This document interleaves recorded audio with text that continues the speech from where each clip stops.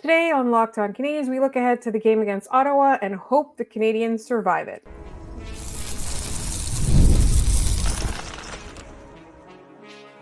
You're Locked On Canadiens, your daily podcast on the Montreal Canadiens, part of the Locked On Podcast Network, your team every day.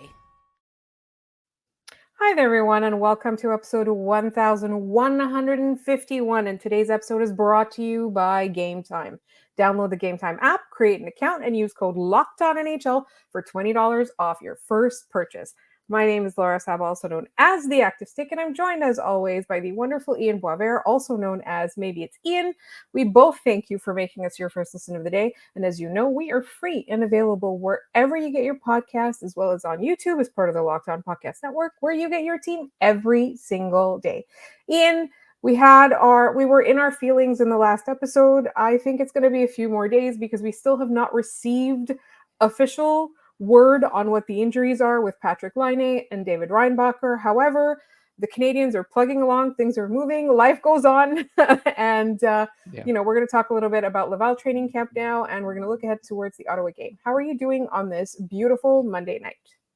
It's like Marty says, the league doesn't stop. League doesn't care. League's going to keep on rolling, and the Canadiens have no choice but to keep on rolling with it. The only way out is through, and they need to figure something out. I don't know. As we continue to go without information, stuff is, at least some of the reporters are making it seem like stuff is leaking. The longer it goes, it's just human nature to speculate, right? Like I don't really have a lot of time for the tut-tutting of like, oh, just wait till the Canadiens speak. It's like, yeah, he got hurt on Saturday. It's Tuesday. Like we should have some information by now. But that's such is life. Can't control it. Only way out is through. Exactly. And the thing is, like, I'd rather wait longer to get more accurate information than to, for the Canadiens to be like, oh, he's going to be okay in like 2 to 6 weeks. And then 6 weeks later, it's like, oh, he's actually out for the rest of the season. I'd really like to know what we're getting into early in the season. Also, it should be noted that Patrik Laine did show up to practice and watch his teammates. It was actually really sweet. And I really hope that he's able to kind of keep his spirits up because, as we know, he struggled with mental health, and not being able to play does have a huge effect on that. So we'll obviously discuss when we do get news. We'll talk about it. But lost in everything that happened and all of that, after the game, the Montreal Canadiens made their first set of cuts, as well as submitted 2 players to waivers who have now cleared. A bunch of people got sent down to Laval, and some of the names, Ian, did surprise me, and some of them didn't. Or sorry, by the same token, they didn't. Because from my perspective, I thought that they would keep some of these guys around longer, even if they didn't intend to play them in the NHL.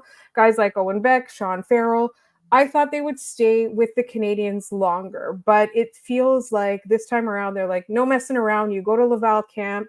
We know that's where you're starting. There's no question about that. You did great, but it's just that this is how it's going to be. That's how it felt like to me. Yeah, same. I think, Beck, Farrell, and Mayshar look like they might be Laval's top line. It probably makes the most sense to get them into Laval's training camp and let them, continue to build on the chemistry that we saw through the rookie tournament games and through the, the games of the preseason that they played.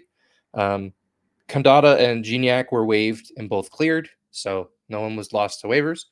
I do want to remind people that the Montreal Canadiens were really bad last year, which is bad, but it's also good because it means they have a pretty decent waiver priority.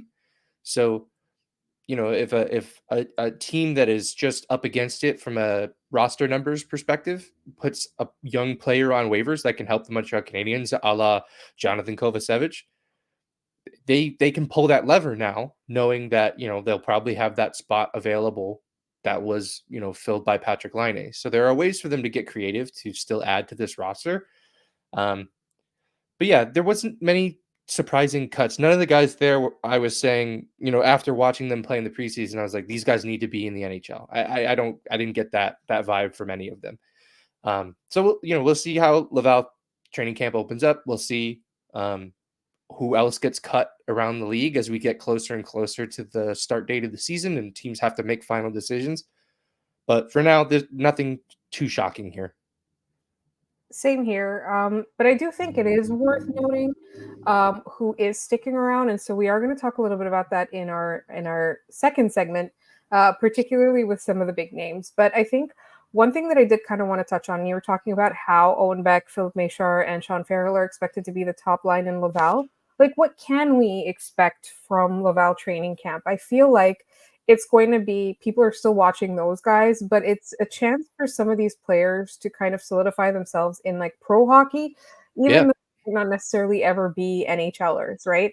Like there's some guys there that I constantly feel like are on the cusp, but not necessarily a surefire NHLer, let's say. But I do think that Laval is still going to be quite exciting this year. Again, bearing in mind that David Reinbacher, we don't know what his status is. We don't know if he's going to play this year or when he's going to play this year if he does. I still think that there's a lot to love in Laval. There's a lot to look out for, and there's a lot of reason to go see these games. Yeah, and we'll talk about one of the guys that I'm about to mention in our second segment of who's getting an extra look. But Laval's going to get great goaltending this year, it looks like, from both Jakob Dobish, who is sticking around, and we'll talk about him in the second segment, but also Connor Hughes. We didn't see a ton of him, but he didn't look bad. Like he was part of, I think he was part of that early part of the preseason where the Canadians just never allowed a goal. Of course, he played half a game, but still, like we went from having no goalies in this system to having quite a few very competent goaltenders. So that part of this for Laval is really interesting. I'm really interested in seeing if Sean Farrell becomes a leader in Laval. Looking at that top line that he will potentially be on, it's two guys who are pretty new to the AHL. Beck being brand new, I don't know that he's played any games there, and I think Machar has had a couple, but not many. So, he's a guy that I think can lead by example and lead that team because they're going to need it. It's a lot of, they turned over a lot of the young parts of this organization. The leadership down in Laval needs to be strong, and I think Farrell puts himself in a really good position to be one of those leaders on that club. I would say yes. And I think, Owen Beck as well, right? He's got leadership potential. And I feel like this is part of his training. It's part of his development to see if he does emerge as one of the leaders. You saw in the rookie showcase, they obviously they put a letter on him.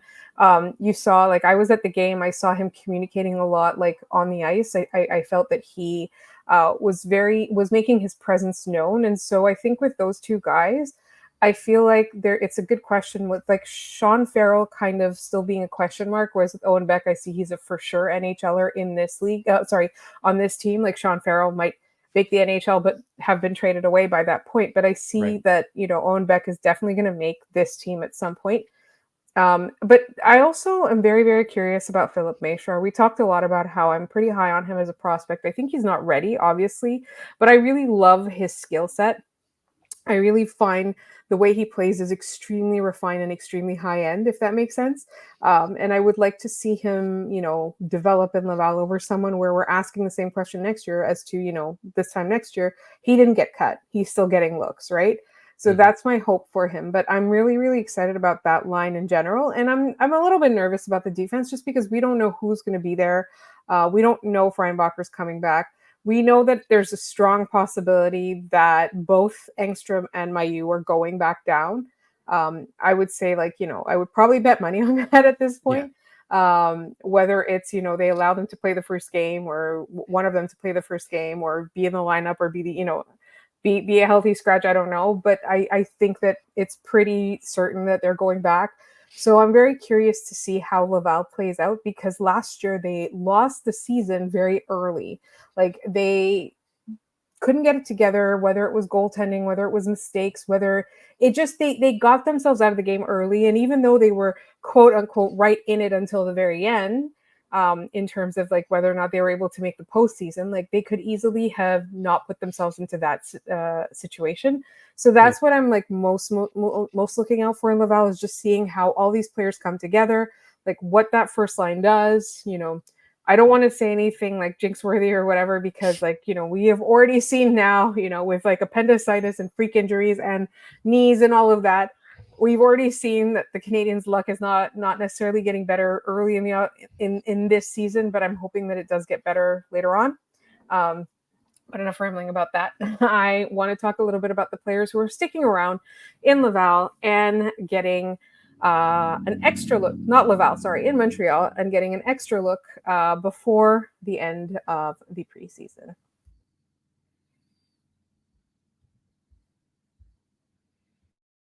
This episode is brought to you by FanDuel. You hear us talk about FanDuel a whole lot because they are America's #1 sports book. And NFL fans, you can start this NFL season with a big return on FanDuel.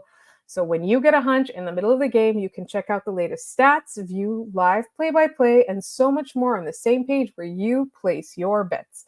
You'll get started with $200 in bonus bets guaranteed when you place your first $5 bet. You heard me right. You get started with $200 in bonus bets guaranteed when you place your first $5 bet. That's FanDuel.com.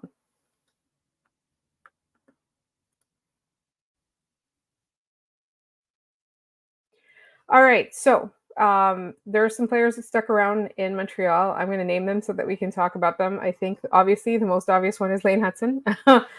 I'm sure he's not going back. We've got Logan Mailloux, we've got Adam Engstrom, we've got Jakub Dobeš, who I really, really want to talk about, and I'm forgetting at least one for Oliver Kapanen. Oh my God, how can I forget him? So I want to talk a little bit about them and why they might be getting extra looks. Like, for example, the Montreal Canadiens have 2 goaltenders. As far as I know, both of those goaltenders, again, knocking on wood, are healthy. Why is Jakub Dobeš sticking around? Because the Canadiens want a little bit more of a look at him. Let's start with him. You're mute. Every time. Look, I really have liked what I've seen from Jakub Dobeš. He's a guy who came through the NCAA, path, if I remember correctly, and a lot of times those guys take a lot more time to get ready just because of the way that system works. You're not allowed to sign a contract until you are ready to make the jump to professional hockey. So a lot of times they take their time down in the NCAA.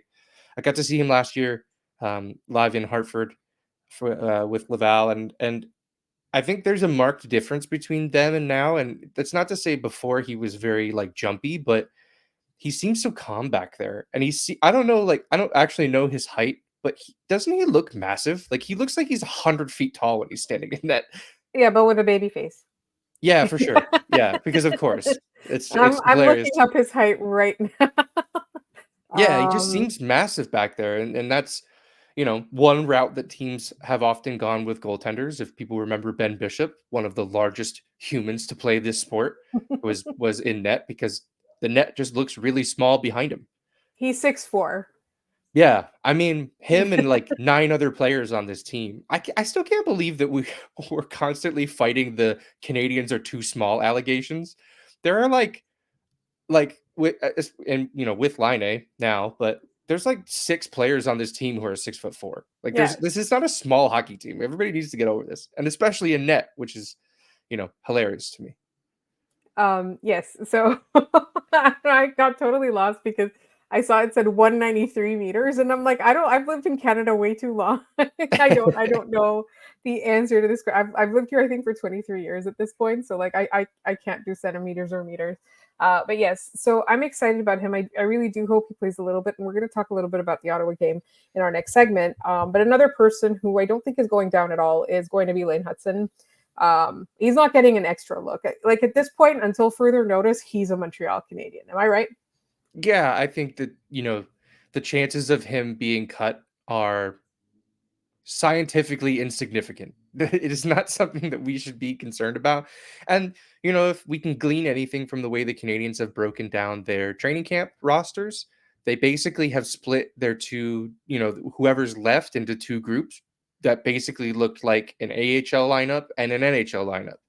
And Logan Mailloux was in the AHL lineup, and Lane Hutson was in the NHL lineup. And there's a reason they've played Lane Hutson next to David Savard this whole time. It's because they want him to play with David Savard this year. So, like, every time we get to see Lane Hutson play hockey is a gift, honestly. Like, it is a treat to what, could be a very difficult season for this team. We'll at least have that really bright star to look at. There's no shot he's starting the season in Laval. Maybe if things get a little rocky for him, he goes down. He's part of that, rotation that we've seen time and time again. But I think he's playing game one against Toronto, and I would like to think that he's going to take advantage of that stage and really put on a show. It would just be super cool. And never look back. Like that's what I'm expecting. A couple players I didn't mention are Barre Boulet and Emil Heineman. I don't know that they're a thing really. I'm not sure. Like I don't necessarily see them being played in the NHL. Like I feel like, they're probably just because they have that experience, they're sticking around. I don't know. Yeah, I think, well, I know at least Barre Boulet will need waivers to go down because last season he was on waivers and the Canadiens didn't claim him. And we were all like, you guys should have claimed him. And then they righted that wrong by signing him this offseason. His game is solid. He's looked solid in the games that he's been in Montreal. I think of him as kind of a different option to what Pezzetta brings as far as like a fourth line winger.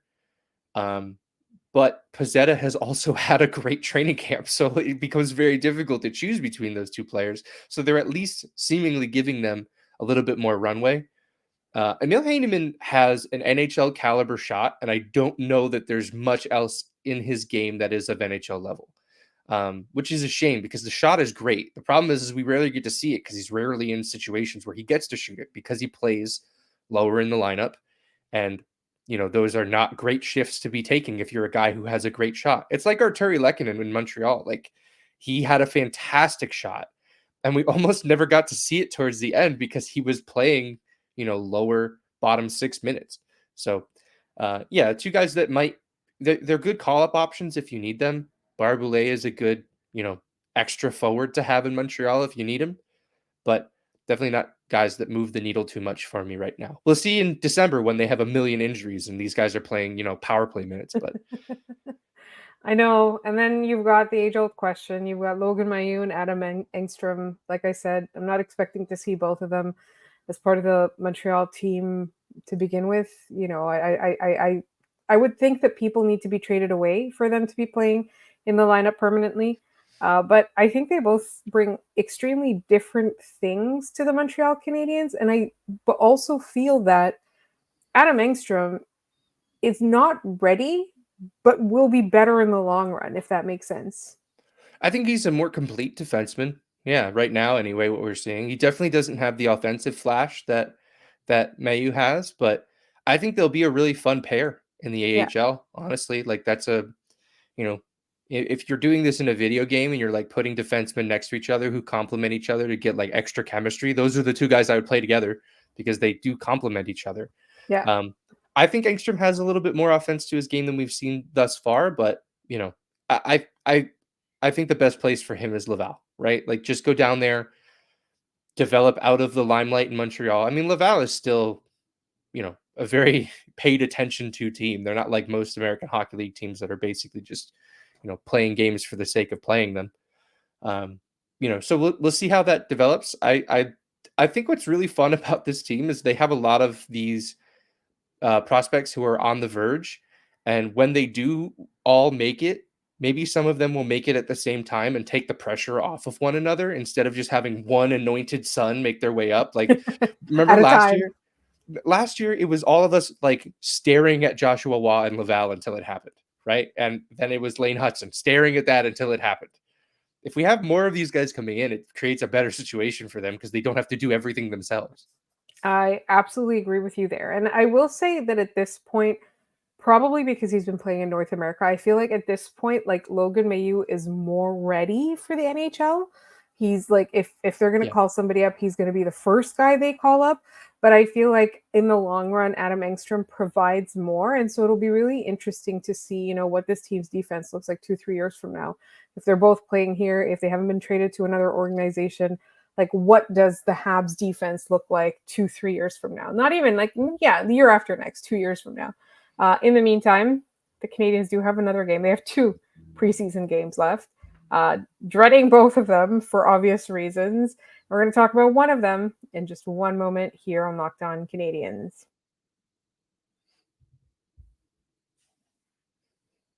First, this episode is brought to you by Gametime. How often are you looking for tickets and you can't find them, or they're too expensive and you start tearing your hair out? And I'm here to tell you, you no longer need to tear your hair out because we have Gametime. Gametime is your one-stop shop for getting live event tickets, and even at the last minute at a great price. They've got a new feature called Gametime Picks that makes getting tickets for your favorite live events even easier. Gametime Picks filters out the fluff to show you only incredible deals on great seats, so you don't have to waste time searching through thousands of tickets. And honestly, they have curated deals. And one of our favorite features is you can toggle this feature that's called all-in pricing, and then you don't get all those hidden fees. You'll know what you're paying up front. You can also see the view from your seat before you buy, so you know what you're getting into. And I'm promising you, you will not need to tear your hair out because now you have Gametime. Take the guesswork out of buying tickets with Gametime. Download the Gametime app, create an account, and use code LOCKEDONNHL for $20 off your first purchase. Terms apply. Again, create an account and redeem code LOCKEDONNHL for $20 off. Download Gametime today. What time is it? It's game time.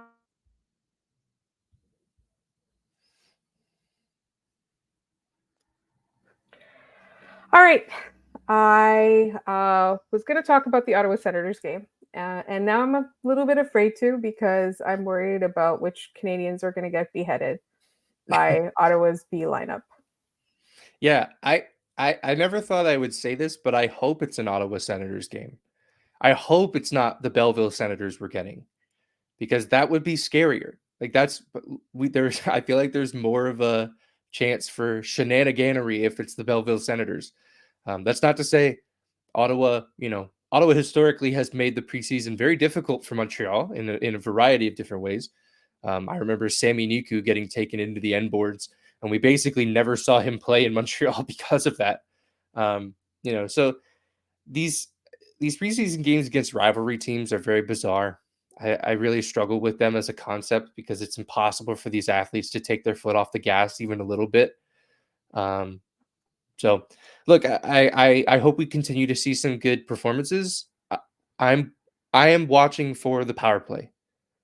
We have to see something different because right now we have the full complement of the top power play unit, and we have the same issues. The same problems are still here, and Lane Hutson isn't on there. And I know people are pointing fingers at Mike Matheson. He's not to blame for the power play issues, but that's one of the only levers that are left for Marty St. Louis to pull, is to put Lane Hutson in Mike Matheson's spot. And see how it goes. Yeah, I think I tweeted this during the Toronto game, but like towards the end of the game, Montreal got another power play and it was still Mike Matheson. I'm like, what do you have to lose at this point?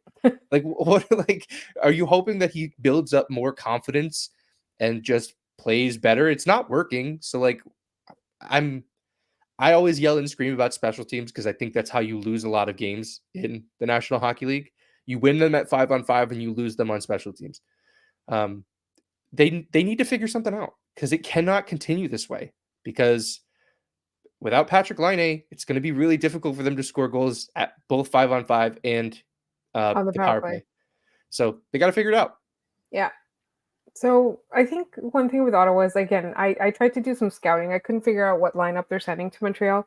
But Ottawa, I feel like last year they tripped all over themselves. Their record should have been better. They should have been challenging for that wild card.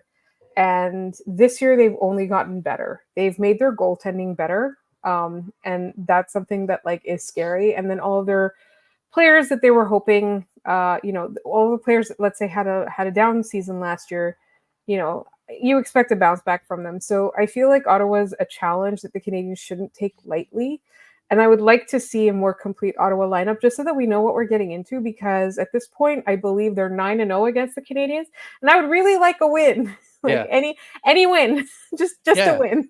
Let's not do more of this. I don't think there are measuring stick games in the preseason and that you measure yourself against your competitors. But Montreal, if they have aspirations at fighting for a playoff spot, it goes through Ottawa, right? Yeah. Like they have to be better than Ottawa.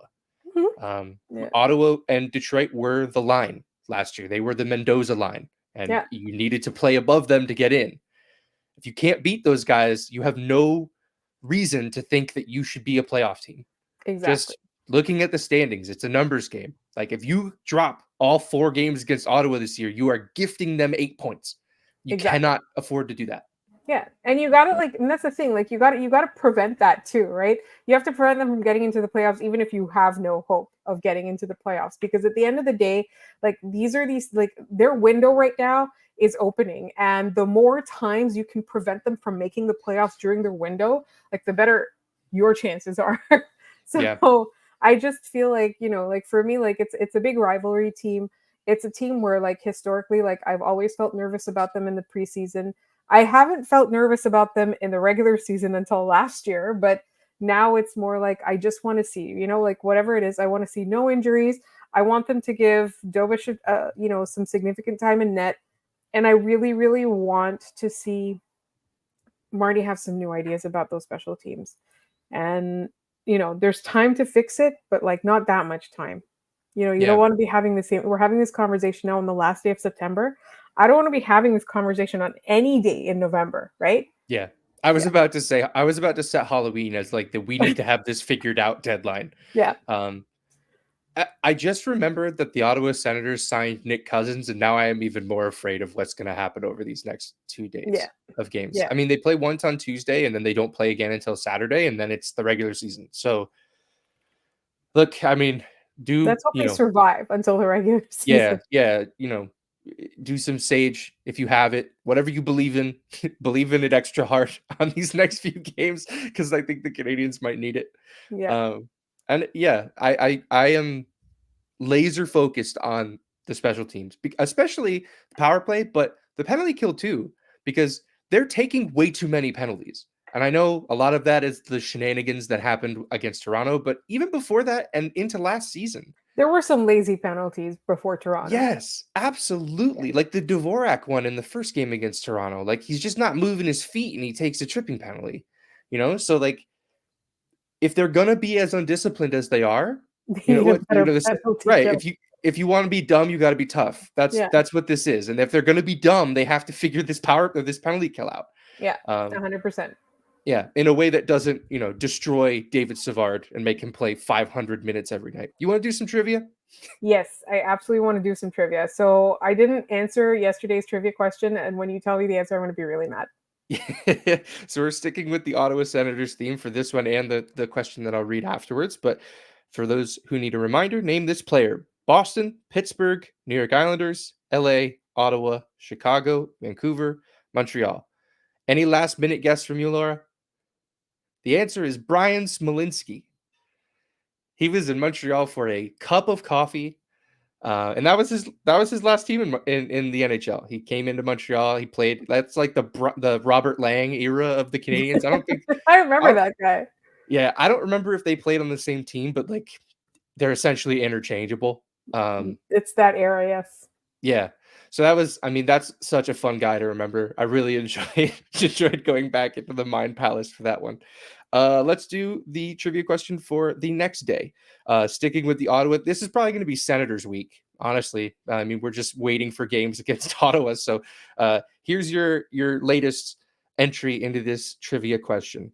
This player started in Montreal and then went to Columbus, Atlanta, then Winnipeg, Carolina, Pittsburgh, Toronto, Ottawa, out of the league. I'll do that one more time. Started in Montreal, went to Columbus, then played in Atlanta and Winnipeg, then Carolina, then Pittsburgh, then Toronto, then Ottawa, and then done. So yeah, chew on that. If you have the answer, put it down in the comments. Let us know.